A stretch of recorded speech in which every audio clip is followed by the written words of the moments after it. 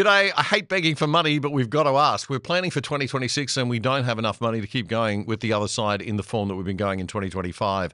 We need a signal from you that you want the show to continue so that we can plan properly for what we will be able to do in 2026. Please go to othersidetv.com.au and join up to the exclusive side for less than $5 a month. And let us know that you want us to continue. Or if you want to just do it here on YouTube. If you're on YouTube, click the join button next to the subscribe button below, the join button, and that will enable you to support us also for a few dollars every month, just around the price of a cup of coffee. And it sends a signal that we should continue into 2026 and lets us know what we need to do to plan for next year. Thanks a lot for your support. I hope we're back in 2026.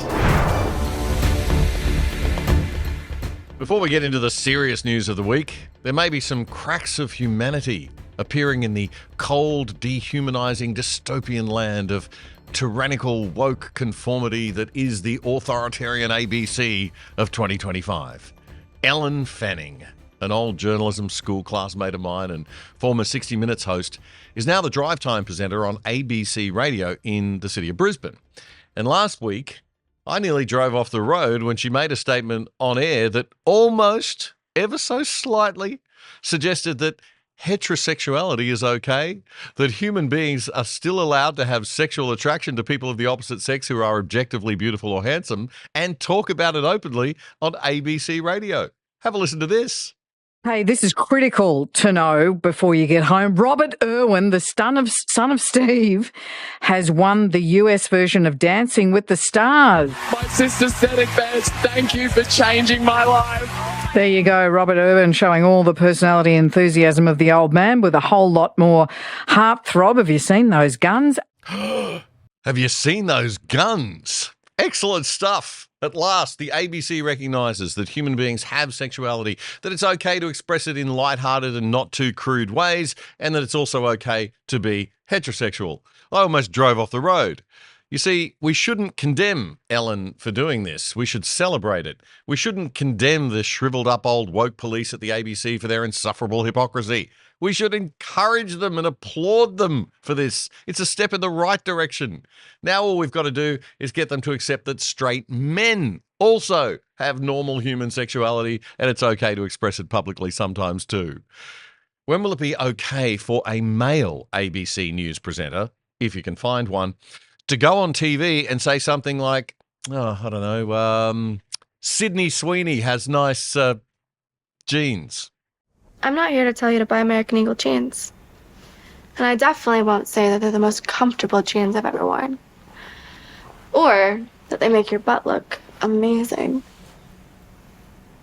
Sydney Sweeney has very jeans. You see what I did there, right? Yeah, we see what you did there. Not only did Ellen Fanning dare to show normal heterosexual human desire on ABC Radio, brave enough in and of itself, but she's taken a massive leap out of the permitted woke universe and admitted something that left-wing types absolutely hate to admit. Life has hierarchies. There are actually standards of beauty, and some people are nicer to look at than others, objectively. Healthy, fit-looking people are more attractive than slovenly fat ones. Believe me, I know. And it's okay to say that too. Unless you're an insufferably woke American college-educated female from the inner city working for a fashion magazine as a very, very bad interviewer. Remember this little treat that blew up the internet a couple of weeks ago? Is there something that you want to say about the ad itself? The Sydney Sweeney has great jeans. Do you have... The ad spoke for itself. You think the ad spoke for itself? Okay. And the criticism of the content, which was basically that maybe specifically in this political climate, like white people shouldn't joke about genetic superiority. Like that was kind of like the criticism, broadly speaking. And since you are talking about this, I just wanted to give you an opportunity to talk about that specifically. I think that when Thanks for the opportunity. I have an issue that I want to speak about, people will hear. Yeah.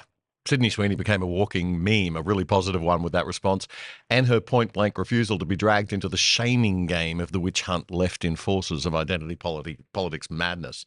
So ABC Radio's Ellen Fanning is also being brave, and we should praise her for it.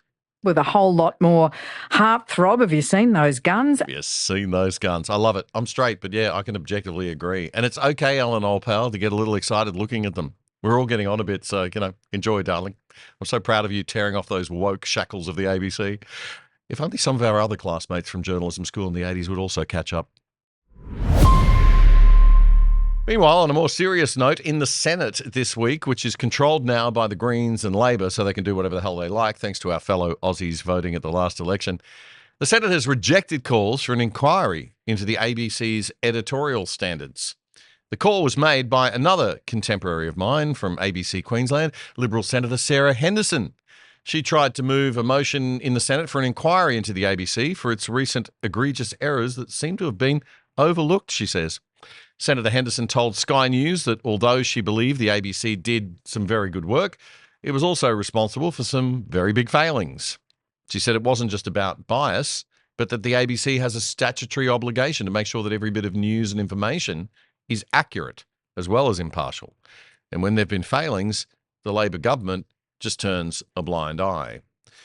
The Labor and Green-dominated Senate, of course, voted down the motion. I mean, who doesn't love having their own taxpayer-funded $1.2 billion propaganda machine to pump out their side of politics worldview and create a massive barrier to market entry for people like us with a different political view? Speaking of which, last week on the show, we mentioned that we might not be able to continue into 2026 in our current format. We've mentioned in recent shows that we needed to reach a target of 2,000 paying monthly subscribers by the end of 2025 to continue. Last Friday, I said we were at 344 paying subscribers, despite us getting more than 500,000 views a month and being watched by 180,000 different people every month. That's accurate data from Google and YouTube.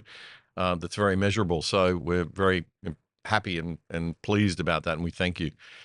I humbly asked for your support as an indicator of whether you want us to continue next year. In just the past 7 days, I have been completely blown away.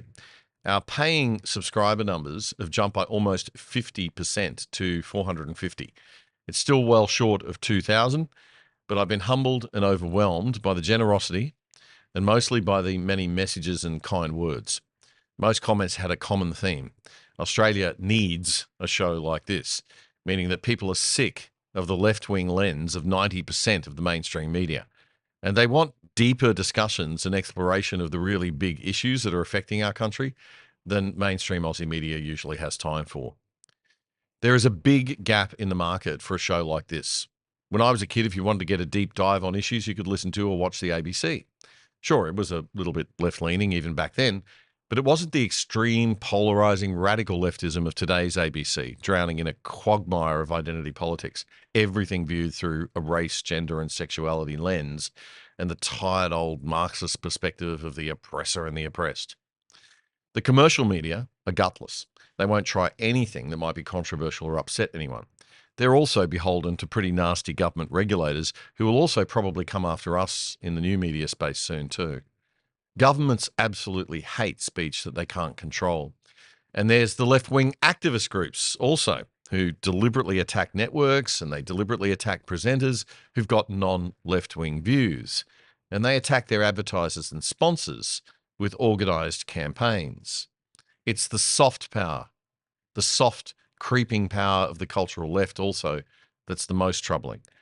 The ESG and DEI mob, who, under the guise of saving the planet and keeping us safe and being superficially kind and compassionate, wield the most authoritarian and cancel culture power of all. It's not just the public government sector that's horribly woke, it's now the corporate bureaucracy in the private sector too. Marketers and advertisers are terrified of sponsoring shows like this that aren't towing the left-wing editorial line. You will not get men's rights stories on mainstream TV and radio. They're all after the female audience segment because women are still the principal purchasers in most households. And that number, the main purchaser demographic, is the one that advertisers want to buy. So women's issues and perspectives dominate. This isn't the patriarchy we're living in, folks. Quite the opposite. All it would take would be for a few brave marketers and advertisers to wake up to the massive potential of the anti-woke marketing campaign, and they would do very, very well indeed. If you need a show that has a big Australian male audience over 40 to advertise on and you've got the guts to go against the pack, I know one, give us a call. Anyway, I'd rather the show was supported mainly by viewers, to be honest. I'm really so inspired to try to keep things going next year after all the lovely comments this week. I will be having talks with potential supporters and sponsors over our Christmas break to see what we can bring you next year. But even if it is the last time you see this show in this format, know that we tried. And because of you and your support, I think we have made a bit of a difference over the past 5 years. I'm sorry also that I can't reply to everyone individually online, especially those of you who've given generously in the last week or so. But let me just say right here and now, thank you. Did you know that with a virtual private network or VPN on your computer, tablet, or phone, you can log into your favorite streaming services like Netflix from home with an internet address from anywhere in the world and watch all the shows that they offer in other countries, including stuff in different languages?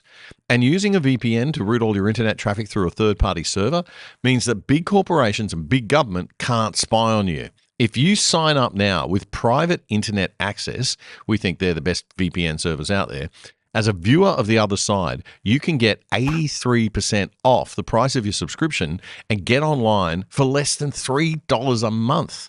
Check it out right now. Go to piavpn.com/otherside. That's piavpn.com/otherside. It's a great service, a rock bottom price, and supporting our sponsor, you are helping to keep The Other Side going and growing.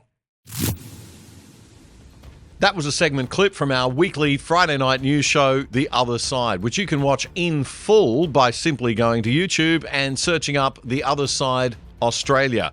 Then you'll find our full shows playlist. You can also find all of our full shows and our segments on our own website, othersidetv.com.au. That's othersidetv.com.au. Help us build a whole new Aussie media by joining us over there and signing up for the exclusive side.